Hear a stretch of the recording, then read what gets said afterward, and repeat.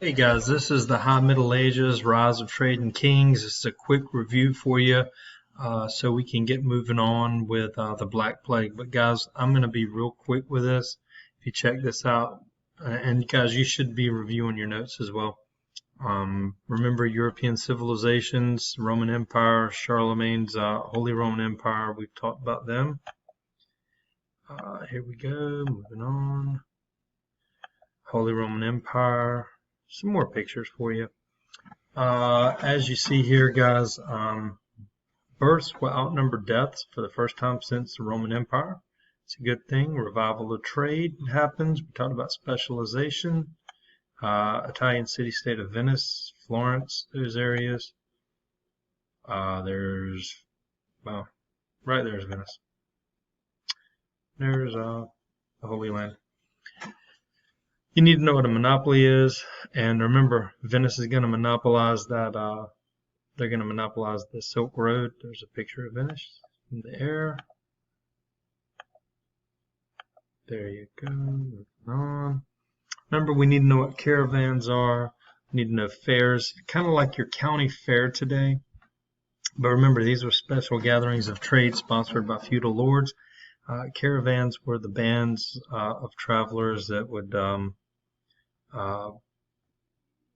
the merchants that would go to these fairs and trade.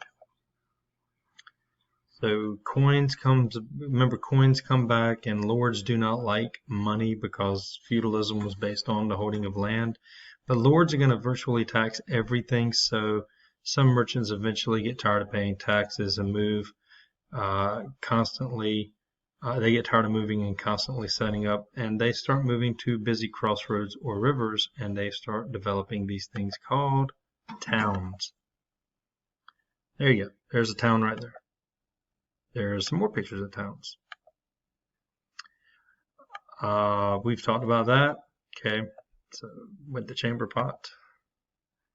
We do need to remember craft guilds and what collusion is. Remember, that's working cooperatively like a monopoly to control prices, but uniform quality. Remember, one big thing with a craft guild was illness and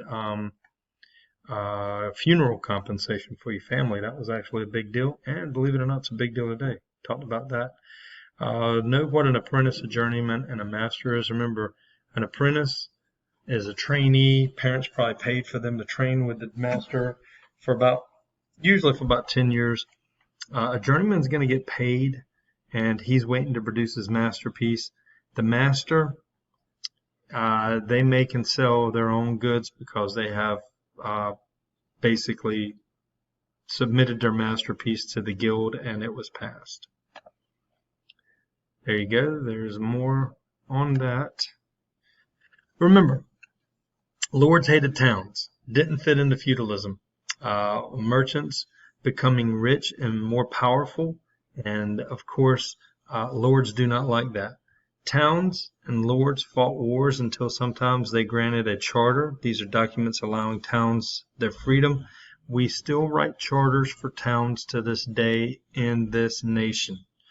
Okay, Wilmington was granted their charter by the state of North Carolina. You'll learn that in civics. So Catholic Church hated towns as well, as you see, focused on profit and leading people away from God. Loans were becoming common. Remember, down here, the sin of usury is a Christian sin. And Jews became bankers because it was okay for them to loan money for interest. So then remember, there's a definition of interest there. So moving on. King John I, he was forced to sign the Magna Carta in 1215. Make sure you know what the Magna Carta is. Make sure you know that no one, not even kings who are above the law, and no taxation without representation, which would sow the seeds of democracy. The 100 Years' War, this is pretty much where we left off. We talked about this, but let's go through this real quickly. Remember, write down and know the highlighted terms. The war lasted 116 years. Make sure you know who the William of Normandy. William the Conqueror is. This is the last time Britain will be successfully invaded and taken over by any outside force. The Battle of Hastings was the battle that did it for him. And remember, William the Conqueror, William of Normandy, was French. So, of course, now William is now King of England. We talked about this. The ruler's goal in England was to control both lands in England and France. The English kings marry into French nobility to try to gain more land, because France, remember, is not a unified country at this time. So, controversy of who's going to, of succession. Kind of go through this and know, basically, William IV died. He didn't have a son. So Philip did, however. His daughter was named Isabella, as you see, married to the King of England. There you go. That's fun to figure out. Yeah, Philip of Valois. That's the guy, Philip of Valois. He's going to become the next king. As you see, he was chosen in preference of Edward III of England, the grandson of the king through the daughter. Edward III claimed the title of King of France, and this starts the war. So, the 100 Years' War is a series of short wars, short expeditions, some treaties that were ineffective. As you see, through most of the war, we said the English were outnumbered, but they had the weapon and technology, and they dominate the war early on. Make sure you know what the longbow is, more effective than the crossbow. The cannons used. So we talked about the Treaty of Tralles. It's not nothing major, as you see. Back to war here. Nothing major that you need to know. So,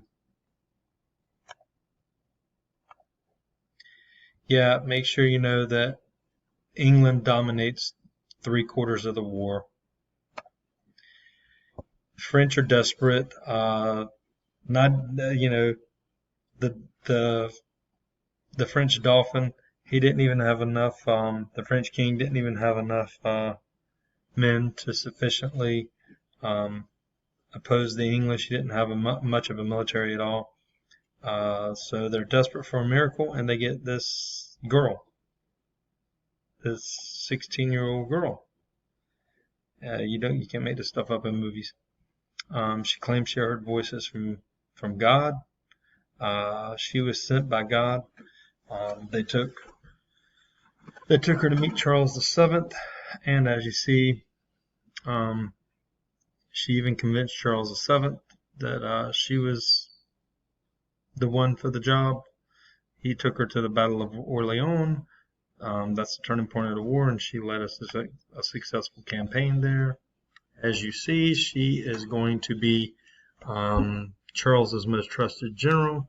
She's captured by the British in 1431, where the French saw her as a prophet, somebody who had visions from God. The British saw her as a heretic, and they burned her for witchcraft. So she was only 19 years old when she died, by the way.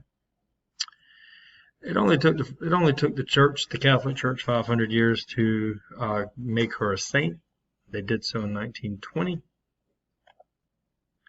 And so after Joan's death, the French advance continued. Basically, the English thought that with her death, it would put an end to the French success. However, it unified the French more and more. And as you see, the war will come to an end here in 1453 at the fortress at Castillon. So here's a timeline of the 100 Years' War if you want to see the land gains.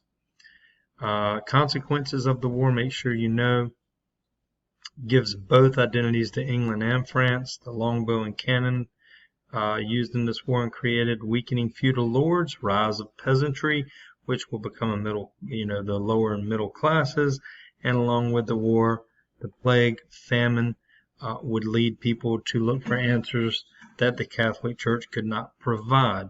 So they're going to start looking to a government. This shifted people's thinking and paved the way for the Reformation. like I said, France becomes a unified nation.